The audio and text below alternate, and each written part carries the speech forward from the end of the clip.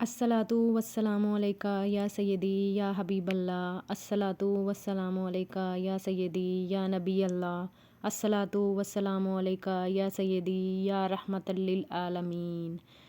السلام علیکم، میں آپ کو خوش آمدید کہتی ہوں نبی پاک صلی اللہ علیہ وآلہ وسلم کی سیرت طیبہ کے ایپیسوڈ نمبر 2 میں، جس میں ہم بات کریں گے نبی پاک صلی اللہ علیہ وآلہ وسلم کی پیدائش کے بارے میں۔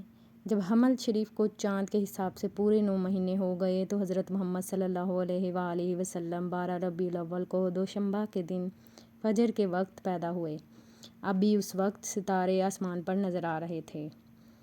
آپ صلی اللہ علیہ وآلہ وسلم کا بدن بالکل پاکیزہ تھا اور تیز بو کستوری کی طرح خوشبودار تھی۔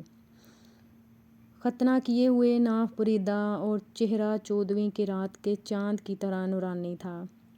آنکھیں قدرت الہی سے سرمگی تھیں، دونوں شانوں کے درمیان مہر نبوت واضح تھی۔ آپ صلی اللہ علیہ وآلہ وسلم کی والدہ نے آپ صلی اللہ علیہ وآلہ وسلم کے دادا عبدالمطلب کو، جو اس وقت خانہ کعبہ کا طواف کر رہے تھے، بلا بھیجا۔ وہ حضرت محمد صلی اللہ علیہ وآلہ وسلم کو دیکھ کر بہت خوش ہوئے اور بیت اللہ شریف میں لے جا کر آپ کے لیے صدقے دل سے دعا کی اور اللہ تعالیٰ کی اس نعمت عظمیٰ کا شکریہ ادا کیا۔